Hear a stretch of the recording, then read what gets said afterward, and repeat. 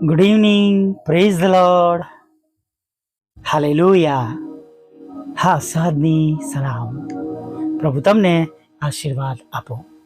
અને જેમ ગીતશાસ્ત્ર 138 અને 8 જે તમારું અને મારું વચન આપણને મળ્યું છે, જેના પર આપણે ભરોસો રાખીને આટલા બધા દિવસ સુધી આ માસમાં આગળ વધ્યા છે, એ પ્રમાણે જે આપણા સંબંધનું છે તે પ્રભુ નક્કી તમને અને મને આપશે. હાલેલુયા. પાડવાલા મિત્રો, વચન આપણામાં કામ કરે માટે એ પ્રમાણે જીવન પણ જીવીએ નહીં. આખો દિવસ જગતમાં રહીએ અને પછી સાંજે પ્રાર્થના કરીએ, એ પણ સારું નથી, હે ને? એટલે ઈશ્વરની ઈચ્છા પ્રમાણે આપણે જીવવું. જો આપણે ઈચ્છીએ છીએ કે પ્રભુનું વચન તમારા કે મારા જીવનમાં આશીર્વાદિત થાય, તો એમના પવિત્રતાના ધોરણ પ્રમાણે જીવવું, આપણો વધસ્તમ ઉચકીને તેમની પાછળ ચાલવું, એ આપણી પોતાની ફરજ છે. Praise the lord, hallelujah. જો પ્રભુ શું કહે છે ખબર છે? તેમણે લીલાને આટલા હેરાન કર્યા, તો સૂકાને શું નહીં કરે?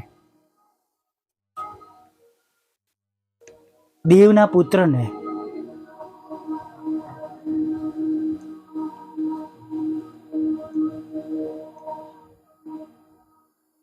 હવે પ્રભુ ઈસુને જે બન્યું, જે સહન કર્યું, એ તમે અને હું જાણીએ છીએ, હે ને?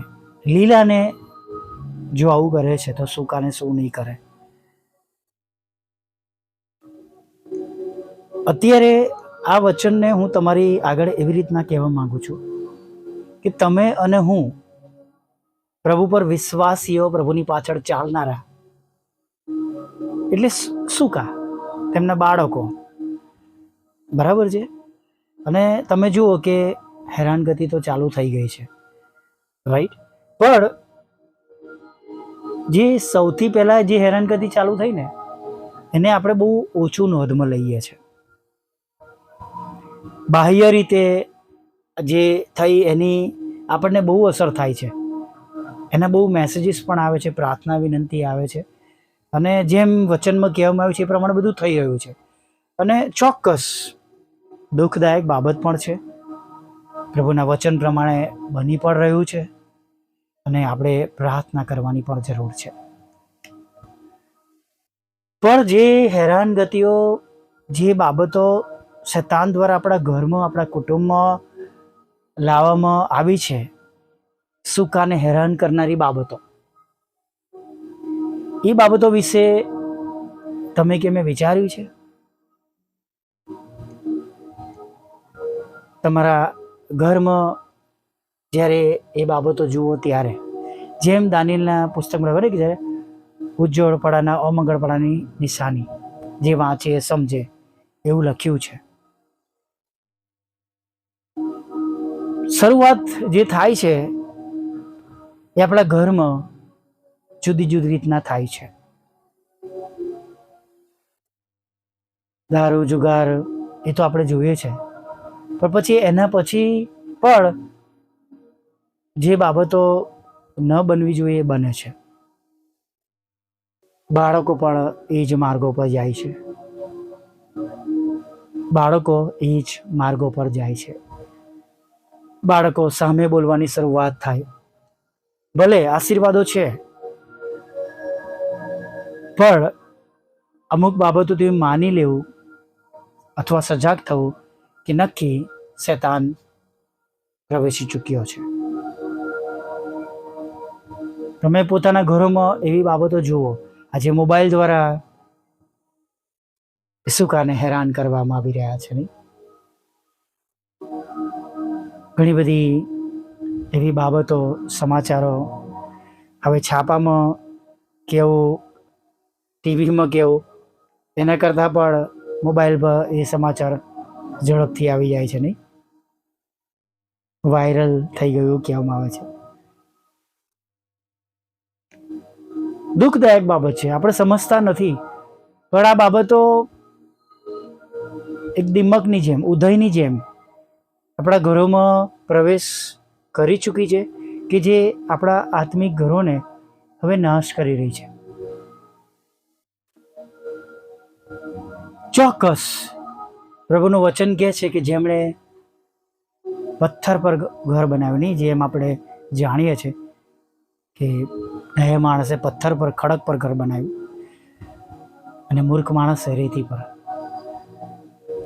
જે ઘરો તૂટી રહ્યા છે આ બાબતોના લીધે, ત્યાં સમજવું કે આપણું ઘર રેતી પર છે, અને જ્યાં આપણા બાળકો આપણી સાથે પ્રાર્થનામાં છે, ભલે મુશ્કેલીઓ છે, આવી બાબતો આવી રહી છે,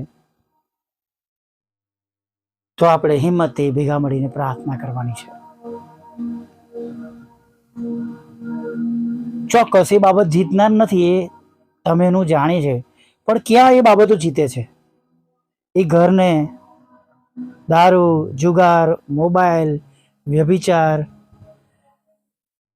અને ઘણી બધી બાબતો ઓન એર બોલાય એમ નથી, પણ એક પરિવારનું પતન થતા જોયું છે. એક પિતા અને 2 દીકરાઓ એવા દારૂના લદે નીકળ્યા. પત્ની દ્વારા, મા દ્વારા જે કંઈ વિદેશી પોષણ આવતું એ રોજે રોજ ખલાસ થઈ ગયું, રોજે રોજ ખલાસ થઈ ગયું. અને જ્યાં હતા, જે વર્ષો પહેલા જે હતા એ ત્યાંના ત્યાં જ આવી ગયા. કાણી કોથળીમાં જાણે બધું નાખ્યું. આવું બને છે, થાય છે, ઘણા બધા ઘરોમાં થાય છે.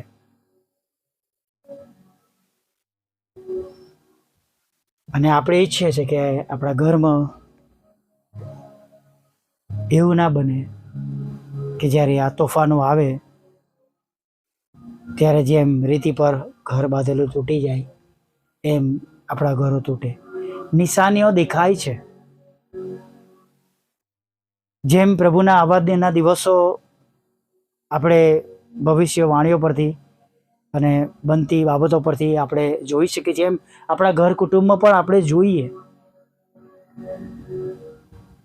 જે બાબતો ન બનવી જોઈએ એ બની રહી છે.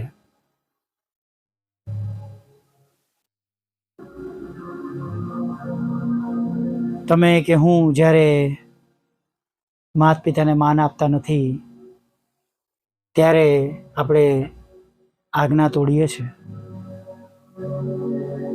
પ્રભુનું પણ જાણે આપણે અપમાન કરીએ છીએ તેમનું ન માનીને.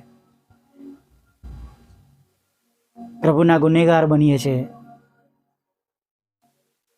મા બાપો પણ જ્યારે બાળકોનું એ રીતના ધ્યાન રાખતા નથી, જગતમાં રહે છે, દારૂ, જુગાર કે વ્યભિચારમાં મસ્ત રહે છે, અને બાળકોનું જે રીતે ધ્યાન આપવું જોઈએ નથી રાખતા, કે બાળકોને ચીડવે છે, ત્યારે આપણે મોટાઓ તરીકે પણ ઈશ્વરનું અપમાન કરીએ છીએ. અને એ બાબતો જતા દિવસોમાં આપણા આશીર્વાદો છીનવી લે છે, આપણી શાંતિ છીનવી લે છે, કે જ્યાં આપણે ઉછીનું આપનાર હતા ત્યાંથી આપણે જાણે કે ઉછીનું લેનાર બની જઈએ છીએ. પરિસ્થિતિઓ બદલાઈ જાય છે, કેમ કે જે પ્રમાણે પહેલાં આપણે હતા, પ્રભુની સાથે જોડાયેલા હતા, જે પ્રમાણે આપણે કામો કરતા હતા, કદાચ આજે નથી રહ્યા. અને એની બહુ માઠી અસર પડે છે ઘણા બધા જીવનોમાં, ઘણા સેવક અને સેવિકાઓમાં, તેમની મિનિસ્ટ્રીઓમાં, અને ઘણા બધા આત્મિક ઘરોમાં અત્યારે આ બધું બની રહ્યું છે. પણ જો આજે સજાગ થઈશું ને, હજુ તક છે. હું ચોક્કસ કહીશ, ગ્રેસ પીરિયડ છે, એનો લાભ લઈએ અને જે બાબતો બની ગઈ છે એમાંથી બહાર નીકળવા પ્રયત્ન કરે, છૂટી ગઈ છે, નવેસરથી શરૂઆત બધી જ કરી છે. જે કરતા હતા પ્રભુ માટે જો નથી કરી રહ્યા તો આજે તક છે, કાલે ખબર નહીં. આ વિજ્ઞાની પ્રાર્થના સાથે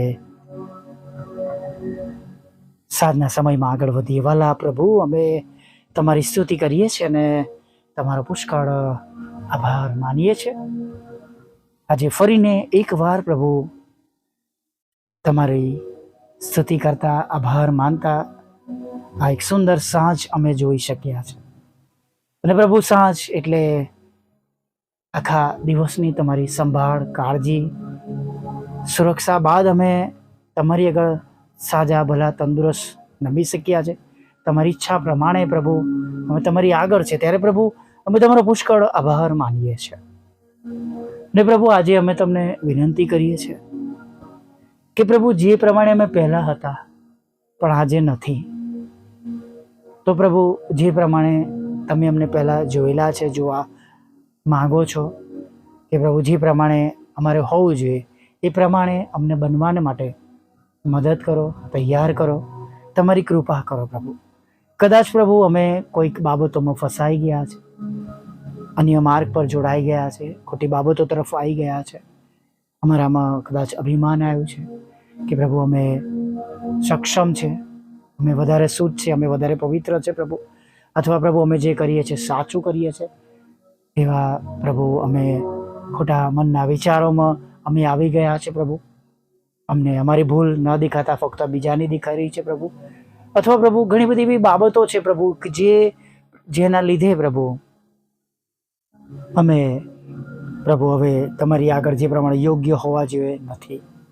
અથવા પ્રભુ હવે બીજાઓમાં ભૂલો જ દેખાય છે, જે આત્મિક સંગતો છે, આત્મિક બળ છે, ત્યાં હવે ભૂલો દેખાય છે. આપણી ઈચ્છા પ્રમાણેનું બને એમાં વધારે આપણે પ્રભુ અમે પ્રયત્ન કરીએ છીએ, ત્યારે પ્રભુ અમે તમને વિનંતી કરીએ છીએ એવી બધી બાબતો અમારા મધ્યથી તમે દૂર કરો પ્રભુ. પણ પ્રભુ અમે ફરીને એકવાર બેઠા થઈએ, પ્રાર્થનામય જીવન બને, આરાધનામય જીવન બને,